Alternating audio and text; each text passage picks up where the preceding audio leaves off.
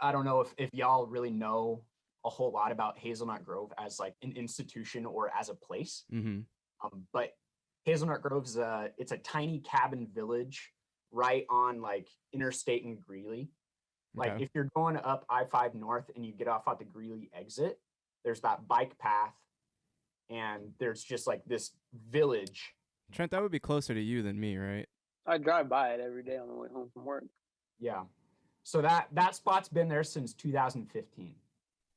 And it started off as like an unsanctioned camp, or at least by the city standards, an unsanctioned camp.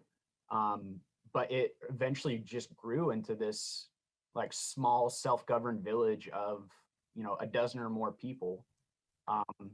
And they've been there ever since. It's been a spot that folks have been able to come and start a life. It's provided stable housing, and you know, just a whole sense of community that a lot of folks weren't getting either on the streets or in social services. And when I say self-governed, I'm not saying like it's a Maywood Park, like a city within a city. It's just self-governed outside of like the normal social service system. So they have a general assembly, they have a board. All the rules that they abide by in that community is set by the residents for the residents. So these are people coming in that are creating an environment according to their own conditions, instead of having folks set rules and policies for a community according to what the grant writer says or what the company policy says. So it's the, in the truest sense, like for us, by us. Mm. They've got a garden and they've got like a community area.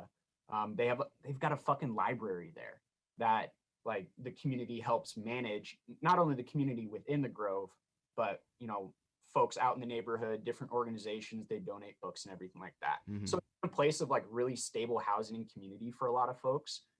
People have jobs, people have gotten sober there, people stay sober there. Mm. It's their family.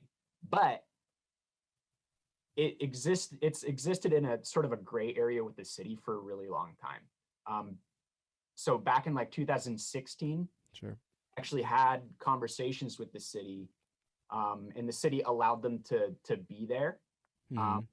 Not in any sort of official capacity, but sure, yeah, but they got kind of like a verbal, right. or It was a mutual understanding. exactly, Like, yeah. y'all are doing your thing.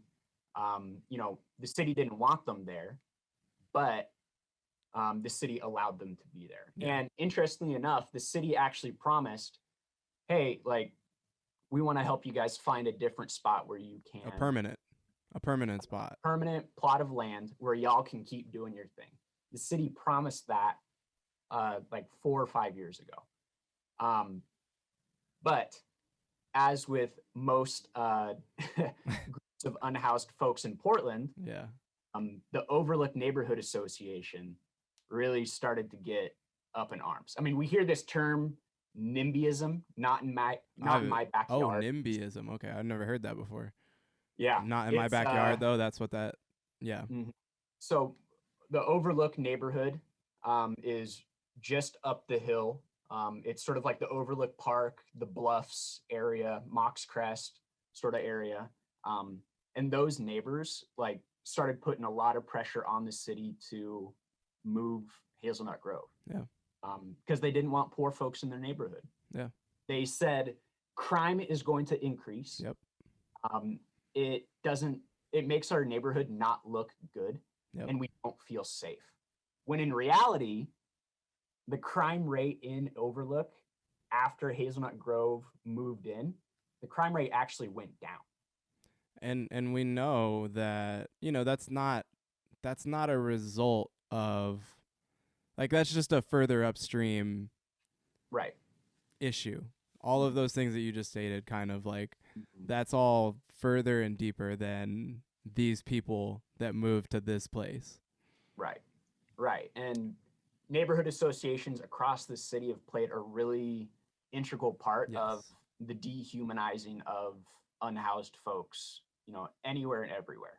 Because you brought up, sorry to interrupt you, you brought up, and you did a good job of, because I was going to ask you to, for anybody that is listening to this podcast, which is a lot of people who don't live here, Right. that obviously wouldn't really know anything about what it's like here. I was going to hope that you could kind of paint for people what houselessness like and the epidemic of Right. it is kind of about here in this state. But I think you've kind of done a good job, because you touched on, like, prior to what you're speaking about right now, we've been having a lot of sweeps. So I just told you Right. my girlfriend works for the Department of Homeless Services. Right. And so like, I've just been hearing about every sweep that they do. And one of them was, the Laurelhurst one, which we live right by. And for that whole summer, yeah, I mean, it was like blocked up. There were tons of tents all around the park. And yeah, so they came through and they tried to do that sweep. There was a good amount of protests, like, before it actually happened, until it actually happened. But when that sweep happens, then it's like, it's just somewhere else in a different part of the neighborhood that people get shifted to. And so now when I go down by, I forget what the school is, Sunnyside School? Yeah. Man, and I don't want to be insensitive by using this term, but, like, we literally have shanty towns, like, all over the city, because there's no permanent solution for houselessness really in America. But Portland and Seattle, they really seem to be interesting places about, like, how this is going down. Right. Yeah, I do want to give a little bit of background, and I, of course, have notes written down from these, but just to give folks who may not live in Oregon, like, a little bit more of a background on it.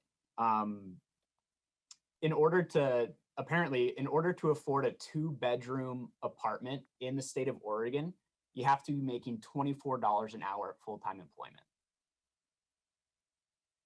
which in Multnomah County, specifically in the city of Portland, the minimum wage is like $10 less than that. Yeah, it's like 13 something, close to 14, but not quite there.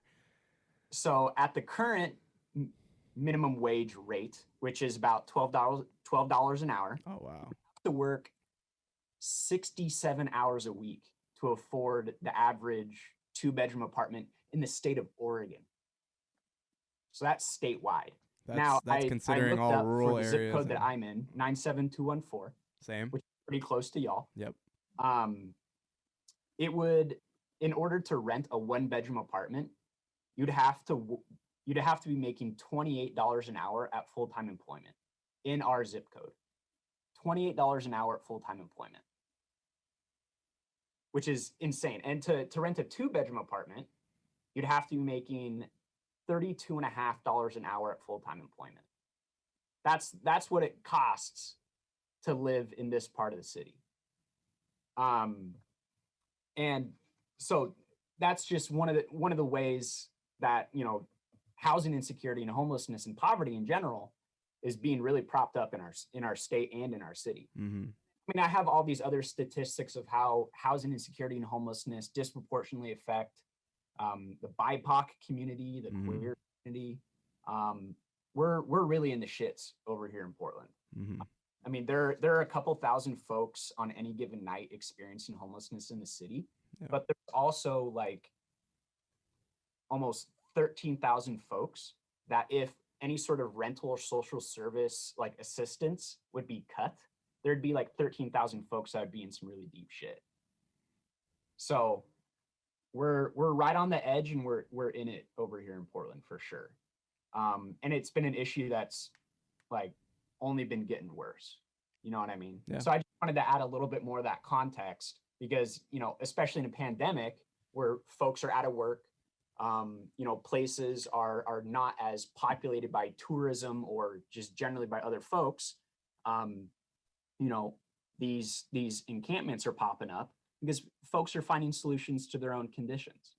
And that, with the commentary of like, I used to work in a homeless shelter for 2 years, and shelters are dangerous. And the city and the county has been putting a lot of money towards opening shelters, which is an option for some folks.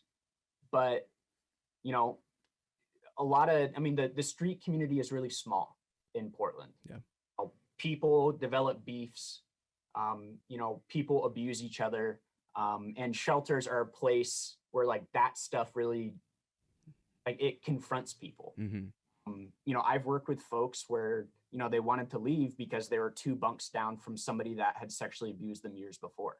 And that's like such a traumatizing experience.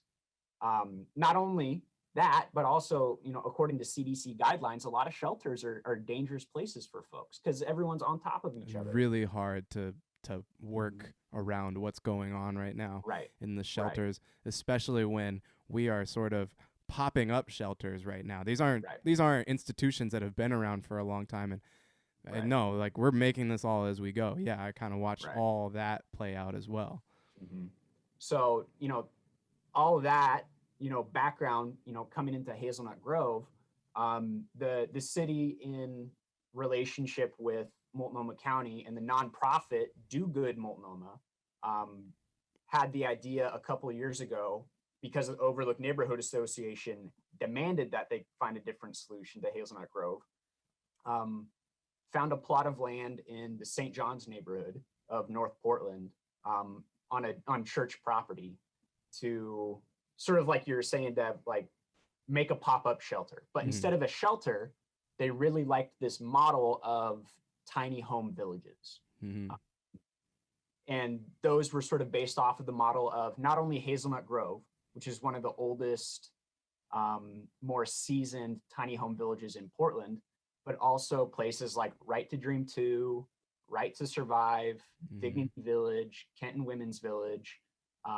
You know, these are styles of community that are already, that have already been in the community, but created by unhoused folks and their allies.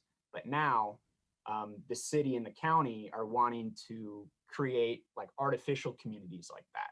So they had said, hey, we're going to move everybody from Hazelnut Grove into this village up in St. John's. But they only gave them priority, like, review. So it wasn't guaranteed, but they say, hey, if you apply to live in this village, then we'll give you a certain sense of priority. And the villagers didn't want that. They said, no, like, we've got a good thing going on here. We like it here. This is the best place for us here. And, you know, they didn't want to go. So now they're resorting to a sweep? Say that again? So now they're resorting to a sweep, like, as kind of because of that? Or and this is a part of the traumatizing thing for unhoused folks with the city. There's so much ambiguity. Sure. Where in a press release, the city has said that they're going to decommission the village. But like, what does decommissioning mean? That sounds scary. The city hasn't even like given a specific date when they're going to be decommissioning the village. They just said within a month. So the demands of the village right now are that, you know, City of Portland, either let us stay here and continue being self-governed, because we don't want to be, you know, a cog in the social services machine. We don't want to be just like another number, another figure, another metric in, you know, these people's grant reporting. Like, we want to do this for ourselves. Yeah. You know, we want to contribute to our own survival. So they either want to stay on the plot of land that they're at, or they want the city to do good on their original promise of helping them find a plot of land where they're able to continue being self-governed. Now, in the news, there's been a lot of talk about like, oh, how many people are actually moving from the Grove? And the media is saying like, oh, a majority of the folks are moving out of the village. The majority of the folks who are living there want to move out. But I was talking to a comrade over there, and they said that not even a third of the people are moving out. So out of the 15 people that are living there, only 4 or 5 people are moving out. It's like way under the number of people that the media have been saying is actually moving out. But even still, like, those folks are only moving out because they don't want to get swept. These are people that have already been brutalized by the city. They're moving out just to avoid conflict, which is really sad. It's coercion, it's violence, it's intimidation. all to get more folks into a social service system that doesn't actually meet their needs like Hazelnut Grove does. Yeah. You know what I mean? Yeah. To So give them a lesser option than they've already constructed for themselves. That's pretty devastating. Right. And, you know, since we've already been in a relationship with a lot of the residents, you know, the residents of Hazelnut Grove came to my group, the Oregon Poor People's Campaign, and they said, hey, we really want some support in organizing to fight this. We want to stay. This is the best place for us, and we want all of y'all's help to help us make it happen.